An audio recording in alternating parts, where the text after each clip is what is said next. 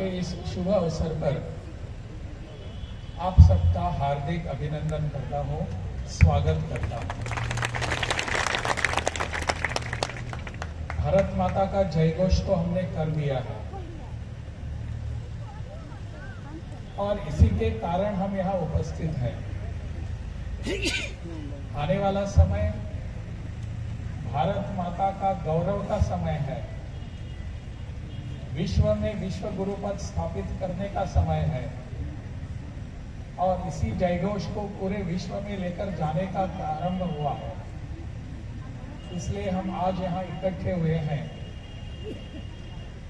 नववर्ष हिंदू नववर्ष समिति के द्वारा नववर्ष का आयोजन, उसका स्वागत किस प्रकार हो, इसलिए हम सब इकट्ठे हुए हैं। और ऐसे अत्यंत शुभ अवसर पर मंच पर उपस्थित सभी संत श्रेष्ठ, उनके चरणों का स्मरण करते मैं मेरा भाषण शुरुआत करता हूं। मंच पर अन्य उपस्थित हैं, अभी अभी जिनका हमने उद्बोधन सुना, वे राष्ट्रीय स्वयंसेवक संघ के वरिष्ठ प्रचारक, मेरे अनेक वर्षों से मार्गदर्शक आदरणीय इंद्रेश जी, जिन्होंने इस कार्यक्रम का आयोजन किया, संयोजन किया, वे राजेश राज जी, राष्ट्रीय स्वयंसेवक संघ के संगठन महामंत्री श्री गोला के बिहारी जी, श्री राजेंद्र जी, श्री राणा जी, यहाँ उपस्थित सभी महानुभाव, अपने प्रसार प्रचार माध्यमों के प्रतिनिधि, अन्य सभी भाइयों और बहनों और बुजुर्गों, आप सबको सर्वप्रथम प्रणाम करता हूं।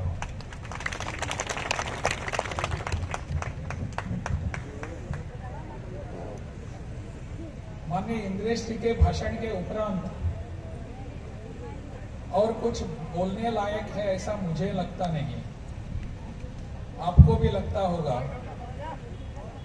आपके चेहरे के भाव मुझे यही बताते हैं, अब बस हो गया, अब भूख भी लगी है थोड़ी, तो आप कितनी देर और बोलेंगे।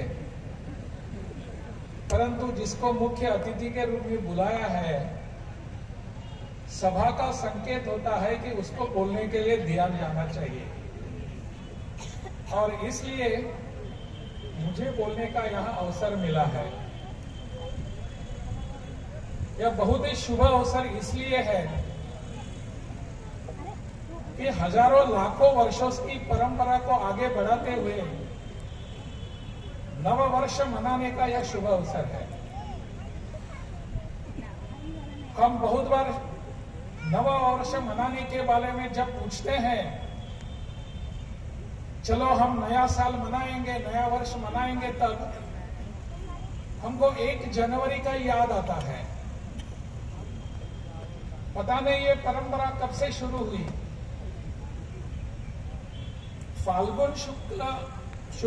फाल्गुन वद्य अमावस्या जो होती है, उस अमावस्या के बाद चैत्र की प्रतिपदा आती है। वह दिन हमारे लिए वास्तव में नववर्ष का दिन है, जिसके बारे में माननीय इंद्रेश जी ने बहुत ही विस्तार से हमको बताया कि कब से शुरू हुआ है, युगाब्द कब से शुरू हुआ, विक्रम संवत कब शुरू हुआ, शालिवाहन शक कब शुरू हुआ, और इसको हम क्यों मनाते हैं। वास्तव में अंतर्राष्ट्रीय क्षेत्रों में, विदेशों में अर्थ डे मनाया जाता है, वो अर्थ डे नहीं होता, वास्तव में अनर्थ डे होता है। अर्थ डे जो होता है, वो विश्व दिवस जो होता है, वो चैत्र शुक्ल प्रतिपदा का होता है, और इसके शास्त्रीय कारण होते हैं। किसी के मन में आया चलो आज से हम यहाँ हैप्पी बर्थडे बनाएंगे, विश्व दिन मनाएंगे, ऐसा थोड़ा ही हुआ है। जैसे कि विदेशों के उस नया साल मनाने के समय होता है, उसका कोई साइंटिफिक या वैज्ञानिक कारण नहीं है। कुछ वर्ष पूर्व, ये तो साल का 2000 ही पूरे हुए नहीं अभी तक, 2000 पूरे होते जाते हैं ईस्वी के, और वो भी ईस्वी के जन्म के कारण उस दिन होता है ऐसा नहीं। ईसा मसीह का जन्म 25 दिसंबर को होता है, उसके बाद ये नया साल शुरू होता है और इसको ईस्वी साल कहते हैं। क्या इसका तर्क होता है पता नहीं। जब यह कालगणना शुरू हुई विदेशी, या जिसे ग्रेगरियन कालगणना कहते हैं, वो ग्रेगरियन कालगणना शुरू हुई तब उसमें केवल 10 ही महीने थे, और बाद में किसी राजा को लगा चलो इसमें और 2 महीने जोड़ देंगे। शुरू होता था मार्च से, बाद में उसको लगा कि चलो और 2 महीने जोड़ेंगे, तो जनवरी जोड़ दिया, फरवरी जोड़ दिया। तब पता चला कि फरवरी को अगर 30 दिनों का मास किया जाएगा तो उसके महीने बढ़ पूरे वर्ष में उसके दिन बढ़ जाते हैं, उसको कम करेंगे, कभी 28 करेंगे, उसको कब 29 करेंगे। कोई साइंटिफिक रीजन नहीं है। अगस्त महीने का नाम किसी ऑगस्टिन राजा से रखा गया है। सितंबर का अर्थ होता है 7 होता है, परंतु वो 9वां महीना आता है। अक्टूबर का अर्थ होता है 8, लेकिन वो 10वां महीना होता है। लेकिन ये सब किसी भी शास्त्रीय कारणों की वजह से नहीं हुआ है, ये केवल मनमानी के कारण हुआ है। इसके विपरीत हमारी कालगणना जो है वो पूरी अपनी संस्कृति से, और आकाश में जो नक्षत्रों का भ्रमण होता है, राशि का भ्रमण, राशि के जैसे जो होता है, उसके आधार पर हुआ है, और इसके शास्त्रीय कारण भी है। चैत्र मास का नाम किसी ऋषि के मन में आया कि इसको चलो आज हम चैत्र मास कहेंगे, इसको मार्गशीर्ष कहेंगे, इसको सावन कहेंगे, ऐसा थोड़ा ही है। इसके कुछ शास्त्रीय कारण है। इसको चैत्र मास इसलिए कहा गया है कि चैत्र की पूर्णिमा जिस दिन होती है उस दिन चित्रा नक्षत्र होता है, इसलिए इसको चैत्र कहा गया है। वैशाख की पूर्णिमा जब होती है उस दिन विशाखा नक्षत्र का उदय होता है, इसलिए उसको वैशाख कहा गया है। फाल्गुन को ऐसे ही कहा गया है जिसे हम फागुन कहते हैं। सावन को ऐसे ही कहा गया है। भादव को भाद्रपद नक्षत्र से नाम दिया गया है। इसके कुछ शास्त्रीय कारण है। किसी के मन में आया और इसीलिए चलो मनाएंगे आज से, ऐसा थोड़ा ही है। इसीलिए शास्त्रीय कारणों के आधार पर जो कालगणना हजारों वर्ष से हमारी आती है उसी को ही मनाना उचित होता है। आज का कार्यक्रम इसको उजागर करने का है। इसलिए मैं राजेश्वर राज जी का अभिनंदन करता हूं, उनके सभी साथियों का अभिनंदन करता हूं कि ऐसे सब एक विषय को लेकर समाज में जाकर पुनः जागरण करने की आवश्यकता थी, उन्होंने ये प्रयास शुरू कर दिया है। जैसे कि सब लोगों ने यहां बोलते समय इच्छा व्यक्त की, मुझे भी लगता है धीरे धीरे इसका प्रसारण, इसकी लगन पूरे बिहार प्रदेश में होने चाहिए, और सब जगह ऐसे जागरण के विषय अपने विश्व के दिवस के रूप में, प्रतिपदा के रूप में और नव वर्ष के रूप में मनाने की परंपरा शुरू होनी चाहिए। सृष्टि का माहौल बदलता है, वातावरण बदलता है। दक्षिणायन से हम उत्तरायण में आते हैं, सूरज धीरे धीरे और जल्दी आता है। ऐसे अनेक कारण है इसको मनाने के लिए, परंतु हम कुछ कारणवश इसको भूल गए हैं। लेकिन ये जो कालगणना आज की जो है अंग्रेजी पद्धति आई कब से? अंग्रेज जब यहां आए तब से। इसके पहले हम कहां थे? कौन सी कालगणना का उपयोग कर रहे थे? अंग्रेज हमको आए लगभग 150 वर्ष हो चुके हैं, या समझ लीजिए 200 वर्ष हैं। तो 200 वर्ष का उसी काल का हम अभी उपयोग कर रहे हैं। उसके पहले हमारी ही तो कालगणना थी। इस परंपरा की, इस संस्कृति की, इस वैदिक परंपरा की थी। आज भी हमारे यहाँ बिहार से सटा हुआ नेपाल का देश है, नेपाल राष्ट्र है, वहां आज भी कालगणना हिंदू पद्धति की कालगणना है, जो राष्ट्रीय स्तर पर वहां लोग उसका उपयोग करते हैं, नेपाल में करते हैं। हम क्यों नहीं कर सकते अपनी परंपरा का पालन? मुझे लगता है धीरे धीरे इसको करने की आवश्यकता है। इसलिए इस कालगणना को अपनाना आवश्यक है।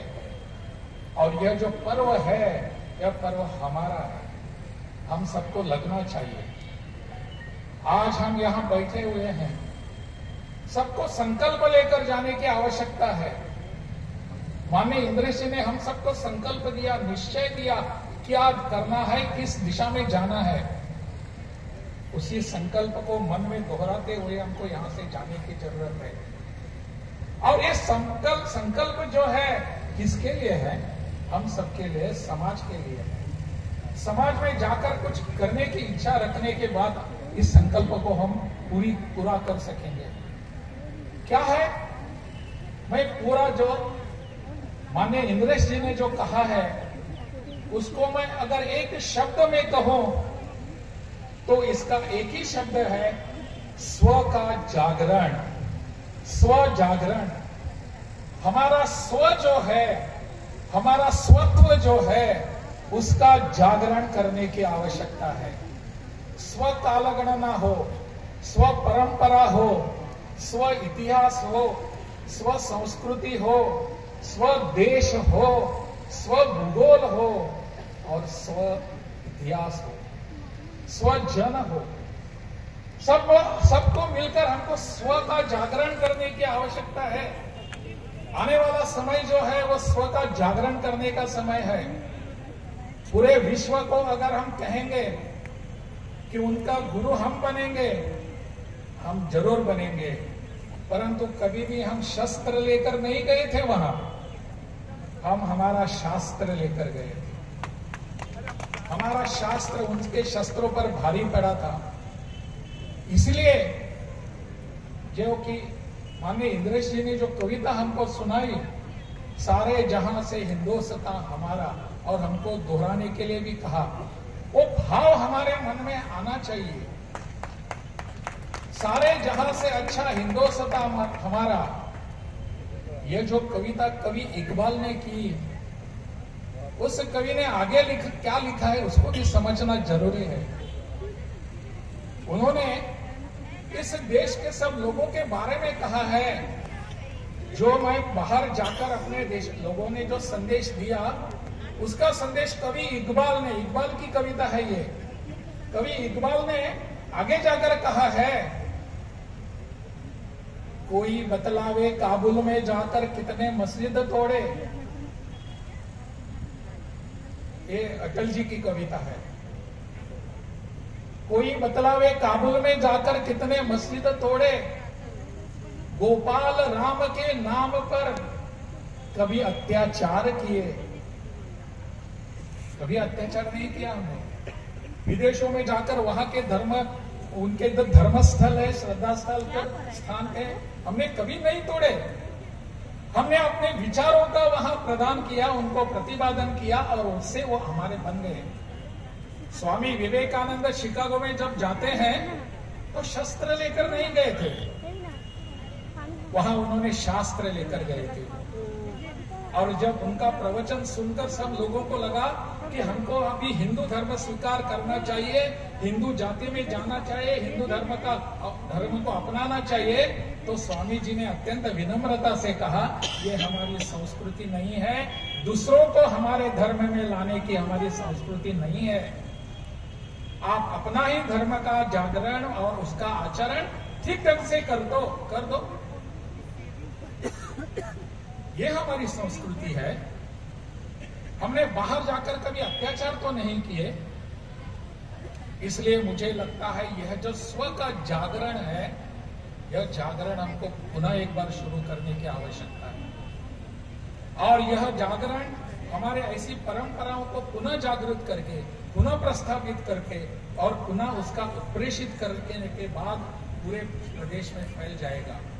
मुझे लगता है आप सब सुबुद्ध हैं, आप समझ सकते हैं कि हमको आने वाले काल में जिस काल को प्रधानमंत्री जी ने अमृत काल कहा है, आने वाले 25 वर्षों का काल है, अमृत काल है, क्योंकि 2047 में अपने देश की स्वतंत्रता के लिए, स्वाधीनता के लिए हम 100 वर्ष मनाएंगे। और वो 100 वर्ष के कारण आज से 25 वर्ष है। इस 25 वर्षों में हमारा काम क्या रहेगा? हमारा कर्तव्य रहेगा कि सब लोगों में जागरण करना, स्व का जागरण करना, स्वदेशी का जागरण करना, स्व परंपरा का जागरण करना, स्व संस्कृति का जागरण करना और स्व इतिहास का जागरण करना। यह जब हम सब लोगों के सामने लाएंगे तो हमारा आने वाला 25 वर्षों का काल सच्चे अर्थ में, सही मायने में अमृत काल बनेगा और हमको विश्व गुरु बनने से कोई रोक नहीं सकेगा। आवश्यकता है हम सबको इस विचार की दिशा में आगे बढ़ने की, एक प्रण लेकर, एक संकल्प लेकर और एक निश्चित रूप दिशा देकर हम संकल्प लेकर यहां से जाएंगे। इतना ही मैं आप सबसे आह्वान करूंगा। भारत माता की जय।